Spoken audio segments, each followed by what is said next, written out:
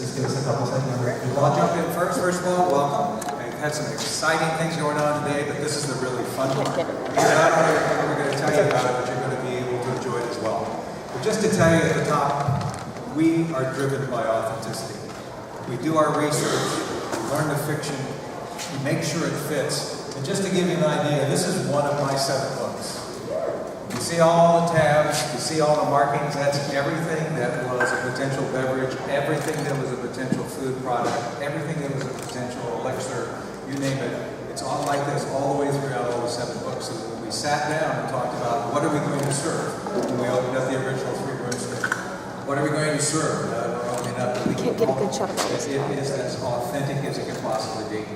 And we do a combination of what we have in the books as well as in the movies. For example, today we'll be showing you 4 different drinks that all came out of the movie The Prisoner of Azkaban. And they were actual props that were on the back wall in the leaky cauldron itself. And that's what drives us. That's what inspires us.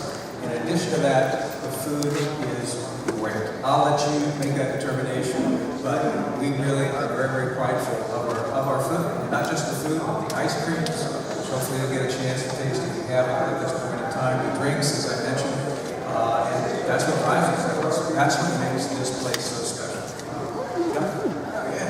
All right, good morning. Another record good.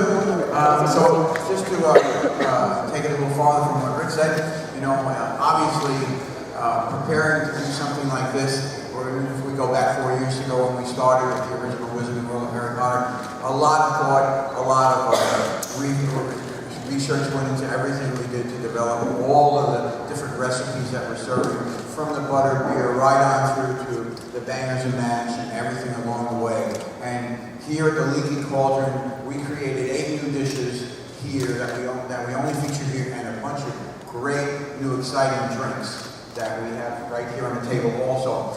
And the only thing that we're repeating between the 2 lands is the fish and chips, which we must because it is such a staple and such a great item, which we have right here. Everything up here has been glazed a little bit, so it's a little bit more photogenic, but we're going to give you a taste of all of these things very, very shortly. I think you'll really enjoy what you're going to taste. But all of the things that we worked on, we really truly tried to make sure that we were using we start with the proper ingredients, and the cheeses on our clown's platter are all imported from Great Britain.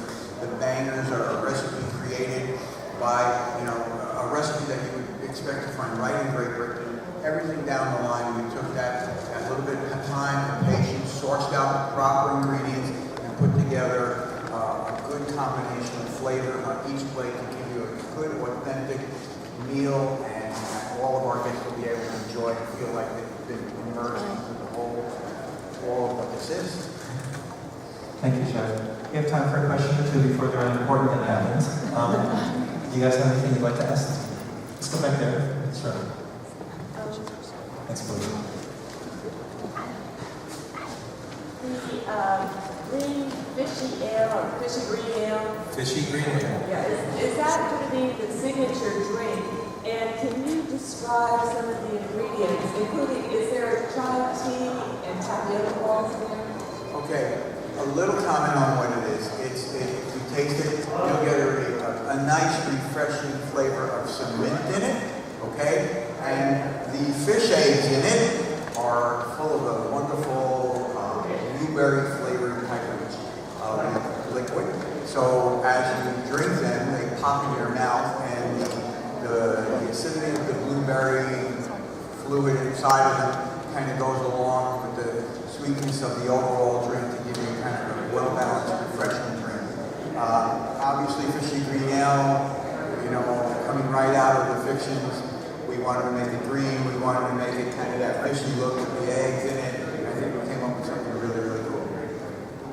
Thank you, Chef. Other questions? Thank you. I'd like to ask Jeff this question. It's, do I need a mic actually? No, okay. I don't know if I'm loud enough. I like to ask Jeff this question, and it's always one that they hate, just like I'm asking them to choose from the children what's their favorite, but I don't know if I can try all the food. Is there one in particular that you would say you must try out of all? Or what's your absolute favorite one? What's my favorite menu item? What's my favorite meal? Leaky Cauldron. I'm a kid at heart, so macaroni and cheese, but no,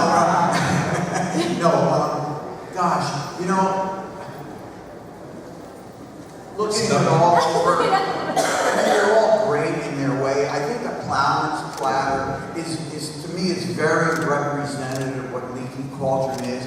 Leaky Cauldron was meant to be kind of a pub. So if you come in here for lunch or an early evening meal, you know, you get the Plowman's platter.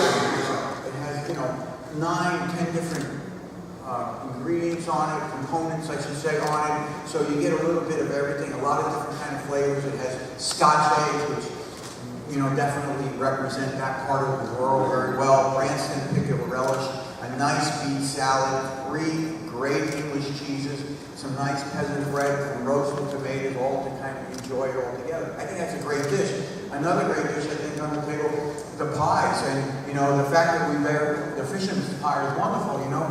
We have the cottage pie, which is all beef over in the Wizarding World. We have the shepherd's pie, which has a little bit of lamb notes in the back of it.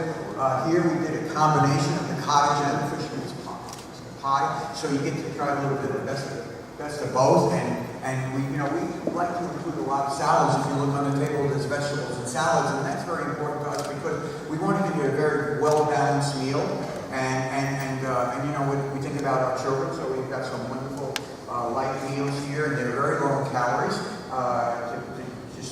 To sensitive to that. And again, we also added a couple of really cool desserts. My favorite is our chocolate potted cream, and you know, with a close second to a nice warm, this one here, nice warm toffee pudding, and the crackashan here, which is kind of a Scottish version of a trifle with a little bit of oats in it, and there's a little effort, I want to say a little bit of flavor of whiskey in it, but all the liquor's been cooked out, so it's good for everybody. But, you know, a lot of fun things, a lot of neat fun things. Bangers and Mash are killer.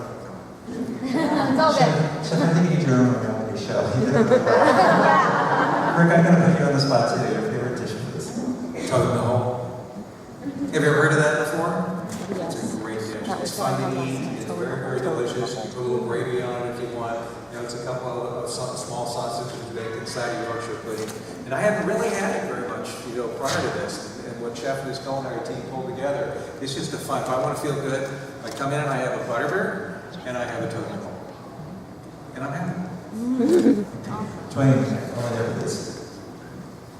I'd like to know a little bit about the development of butterbeer ice cream, and was it an outgrowth of frozen butterbeer, or what's the story there?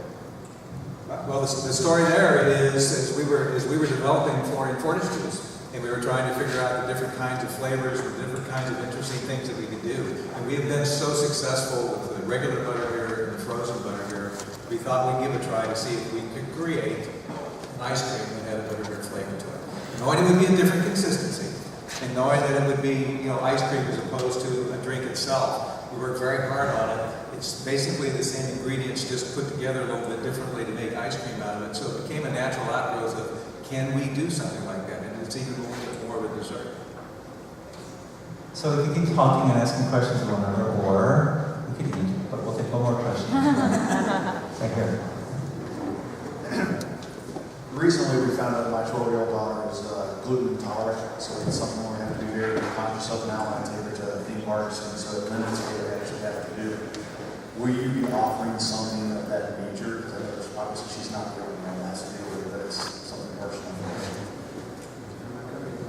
Well, you know, overall at Universal Orlando, we try to address allergy issues. We try to take a look at offering alternative cuisine that would be more on the lighter side, maybe salads, vegetables, things like that. We even have kosher menus on request. If they go to guest services, let us know in advance. We can have that available. Gluten sensitivity is becoming more and more mainstream in America, and we're looking at that overall throughout our parks and try to offer offerings throughout the park. If you go out to our new restaurant in City Hall called Vivo, we already have gluten-free pasta in there, or developing gluten-free dough to make pizzas in our restaurant to come soon. In the Wizarding World, this type of cuisine is not friendly to being non-gluten with the different components of it, but we certainly can create something with what we have. If someone wants to say to us, we're gluten-free, we have a gluten-free allergy, can you do something for us? And we certainly can put together a modified plowman's platter that probably would meet those needs or something like that, yes. You know, of course, you know, like for example, the cottage pie is topped with mashed potatoes. It's a savory meat, and we're making sure not to put anything into that part of it so that it would be so it would be gluten-free. So we're trying to deal with that and address that wherever we can as we continue forward with all of the all our initiatives. So, thank you, Rick. Thank you, Chef.